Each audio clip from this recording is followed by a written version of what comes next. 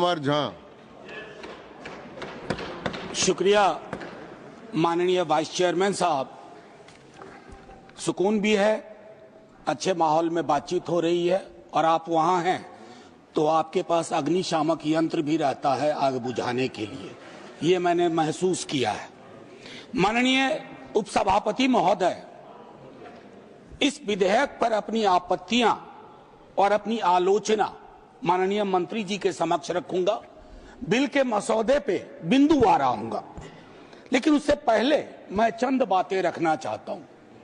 वो ये है माननीय वाइस चेयरमैन साहब, क्योंकि किसी भी आर्टिकल को जब हम पढ़ते हैं संविधान की इस किताब में कि 14 क्या कहता है, 25 क्या कहता है, 26 क्या कहता है, उसकी इबारत पढ़ने से पूर्व कॉन्स्टिट्यूएंट असेंबली की डिबेट को देखना चाहिए कि उस आर्टिकल के बनने में किस तरह के विचार आए थे।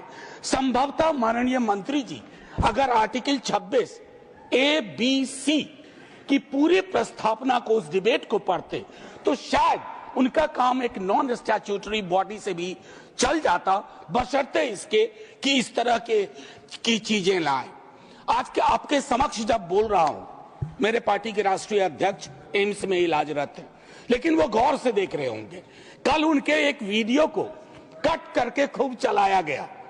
सर, पूरा संवाद तो देखिए, और अगर उन्हीं को चलाना है तो उनकी तो न्याय, सामाजिक सौहार्द के बारे में इसी पार्लियामेंट में बहुत सारी स्पीचेज हैं, उसको सुना जाए। बहरहाल सर, मैं क्यों कह रहा था आर्टिकल के बनने की बात, होता यूं है सर, यूनिफॉर्म सिविल कोड पे बहुत चर्चा हुई, आर्टिकल 44, लेकिन कहा कि देश का माहौल तकसीम के बाद, पार्टीशन के बाद, बंटवारे के बाद ट्रस्ट डेफिसिट था समुदायों के बीच में, तो उसको सेल्व किया गया, डायरेक्टिव प्रिंसिपल्स में रख दिया गया। जैसे संपत्ति के बंटवारे की बात, आय के असमान वितरण की बात भी डायरेक्टिव प्रिंसिपल्स में आई, 38(2) एंड 39 क्लॉज सी। मैं जानता हूं आज दोनों ही पक्ष आए हैं तैयारियों के साथ, हम गर्दनों के साथ हैं, वो आरियों के साथ। मैं आपके माध्यम से माननीय वाइस चेयरमैन साहब, कोई बात तलखी में नहीं बोलूंगा। किसी को आरी लेकर सदन में प्रवेश करने की अनुमति नहीं है। बिल्कुल सर, आप जिंदाबाद रहें।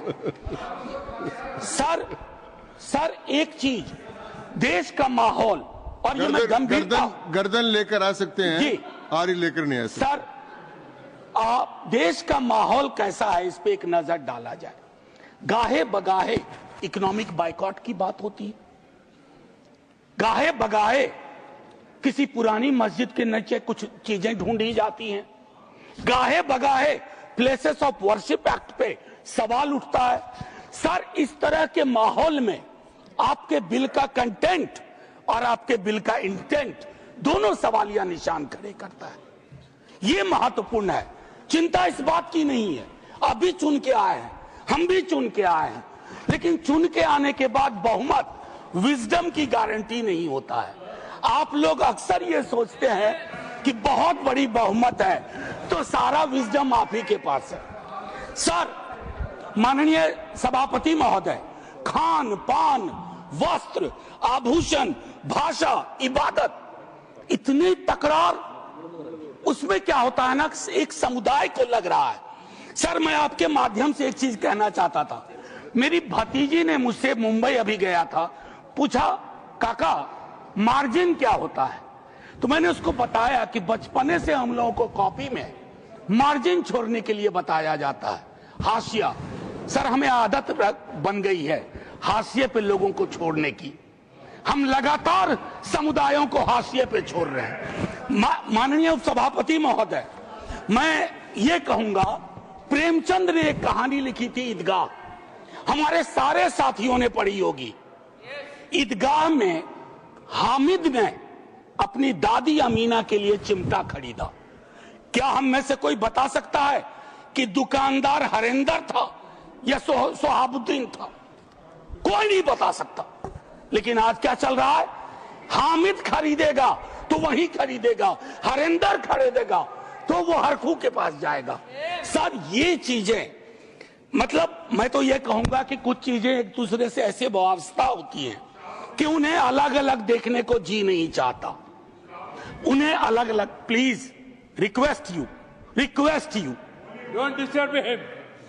मैं सिर्फ ये कहना चाहता हूं, कुछ चीजें एक दूसरे से ऐसे वाबस्ता होती हैं कि उन्हें अलग अलग देखने को जी नहीं चाहता। सर, इस देश के हिंदुओं को मुसलमानों की आदत है, मुसलमानों को हिंदुओं की आदत है, और ईसाइयों को, सिखों को हिंदुओं और मुसलमानों की आदत है। ये आदतें मत बदलवाइए, ये आदतें मत बदलवाइए। सर, एक लखनऊ के मशहूर शायर थे, आजादी के बाद पाकिस्तान चले गए, फिर नेहरू से दोस्ती थी, वापस आए तो लोगों ने पूछा क्यों आ गए? बोला यार बहुत मुसलमान थे यहाँ, लखनऊ का हूं, मिला जुला देखने की आदत थी। ये मैं बता रहा हूं, मैं बता रहा हूं सर कि ये चीजें महत्वपूर्ण है। आज सुबह से कई बार लाइटर वैन में कहा गया सौगात और तोहफा। माननीय उपसभापति महोदय, लोकतंत्र में सौगात और तोहफा नहीं हुआ करता। हम राजतंत्र में नहीं हैं, लोकतंत्र में एक एक पाई स्टेट एक्सचेकर की है, और एक एक पाई पे एक एक नागरिक का हक है, और उस नागरिक का भी है जो हाशिए पे है, और उस नागरिक का भी है जिसने जानवरों को बंद करके एक प्राइवेट जू खोल लिया है। ये हमें समझना होगा। माननीय उपसभापति महोदय, कल मैं माननीय गृह मंत्री जी को सुन रहा था। माननीय गृह मंत्री जी बहुत अच्छी तरह से जो वक्फ है उसका ओरिजिन बता रहे थे। मैं तैयारी का सोर्स हम लोगों का शायद कुछ तो समान है हमारे में। तो वक्फ जो है अरबिक का शब्द है, वक्फा से निकला, मान लिया, और इसका मतलब है कि रिलीजियस, जो पवित्र कोई काम हो, दान हो, धार्मिक काम हो, उसमें इसका इस्तेमाल हो।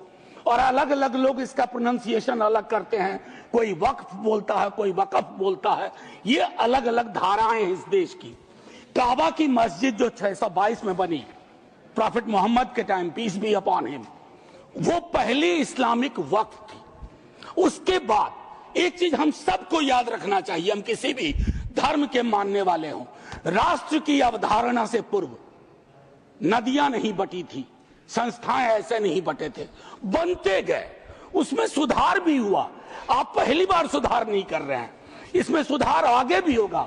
मैंने कहा ना कि दिक्कत होती है कि जब आपका इंटेंट और आपका कंटेंट दोनों मैच करता है तो डर लगता है, क्योंकि उस समुदाय के बारे में सर मैं एक बात जरूर कहूंगा।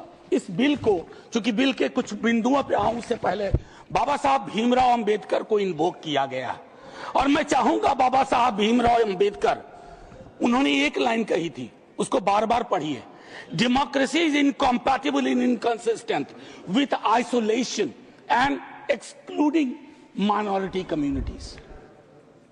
You have to look at honourable minister from the angle of isolation and exclusion, और ये दोनों चीजें बहुतायत में हैं और अलग अलग जगहों पे हैं। सर, जमीन के साथ किसी व्यक्ति और किसी कौम का क्या रिश्ता होता है, इसको भी समझने की जरूरत है।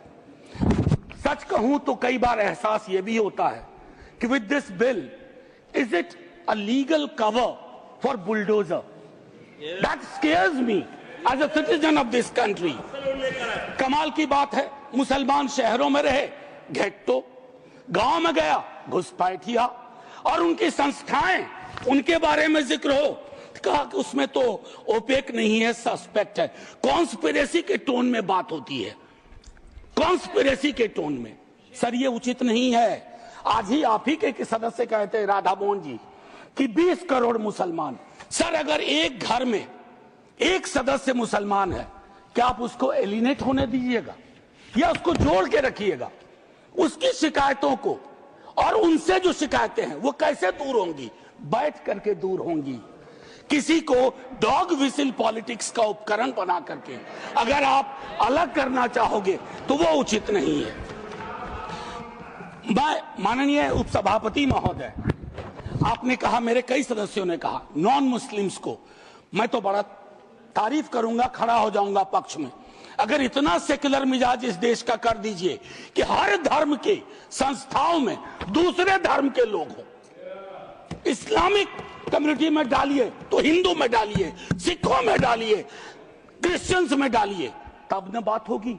या सिर्फ तय कर लिया कि सारे प्रयोग या सारा संयोग मुसलमानों को लेकर के होगा, ये उचित नहीं है माननीय उपसभापति महोदय। इसमें क्या है, मैं दूसरी चीज कहूंगा कि संपत्ति वक्फ की है अतिक्रमण के पंजीकरण के संदर्भ में। मेरे संजय जी कह चुके हैं, आपकी खुद की एफिडेविट है कि कितना डिजिटलाइज हो गया है, कितना इंक्रोचमेंट हुआ। एक छोटी सी बात कहूंगा कि एक बहुत बेहतर चीज आपने कही थी और मैंने नोट किया था सर, एक कायदे से, सॉरी, नहीं ढूंढने में जो समय लगेगा, नहीं सर, नहीं मिल गया सर। वो एक्चुअली सर, एक्चुअली एक मिनट सुनो सही सर, सुनो, ढूंढने में जो समय लगेगा उतना अतिरिक्त समय आपको मिलेगा। Thank you sir. इन्होंने कहा, अब देखिए कि 30 बरस में, प्लीज जयराम जी, 30 बरस में सिर्फ 8। सर मैं इस बोनहोमी को तो धन्यवाद कहता हूं, लेकिन इससे मुझ जैसे सदस्य को थोड़ी दिक्कत होती है अपनी बात रखने में। बाकी अपने प्यार के लिए बहुत जगह है इजहार के लिए। मैं सिर्फ ये कह रहा हूं 30 बरस में सिर्फ 8 केसेस आए। क्या कर रहे हैं हम सर? अब वक्फ बाय यूजर, ये बहुत इंटरेस्टिंग चीज है। किसी भी समुदाय की एक स्मृति होती है। माननीय सभापति महोदय, आप मुझे देखिए, मैं भी आप ही को देखूंगा। किसी भी समुदाय की एक स्मृति होती है। कोई मस्जिद कब से यूज में है, कागजात ढूंढोगे। मैं अभी अपने बिहार का अनुभव बताता हूं। हम बहुत छोटी जोत के किसान परिवार से आते थे दादा के टाइम से। सर अभी वहां सर्वे हो रहा है, कागज हमें अपने घर में नहीं मिल रहा है सर। ये और सर्वे ही बंद कर दिया बिहार की सरकार ने। तो मैं ये कह रहा हूं कि पूरे समुदाय को कटघरे में खड़ा करने के लिए आप यूं ही एक आम अदना मुसलमान शहरी, अदरवाइज वो परेशान है। पुरानी संपत्ति है, लैक ऑफ टेक्निकल एक्सपर्टीज नहीं है, कहां से लाए, सब विवाद में आ जाएंगे। लिटिगेशन का एक पहाड़ खड़ा हो जाएगा हमारे समक्ष। और हां, आप डीएम को बहुत काम पकड़ाते हो। बेचारा डीएम लोकल लेवल पे हम कहते हैं ट्रैक्टर बन के रह गया है। जितनी आपकी योजनाएं हैं, जयंत भाई की विभाग की योजनाएं हो, किसी की डीएम नोडल ऑफिसर, और हम ये मान के भी चलते हैं कि डीएम है तो ज्ञान का सारा भंडार उसके पास है। डीएम को एक एक महकमे की मीटिंग का टाइम नहीं मिलता है। क्या क्या करेगा डीएम? मैं आपके माध्यम से माननीय सभापति महोदय, वीकर सेक्शंस की बड़ी चर्चा इसमें की गई है। कम से कम पसमानदा, अपने हिंदू समाज में भी पसमानदा बहुत बड़े।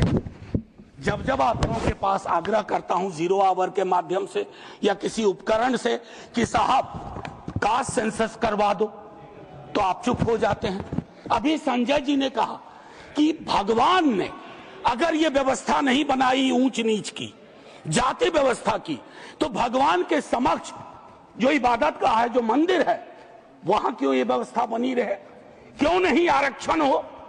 क्यों नहीं हम सुनिश्चित करें कि पूजा पद्धति किसी एक जाति विशेष के हाथ में ना हो, हर कोई उसमें भागीदारी कर सके?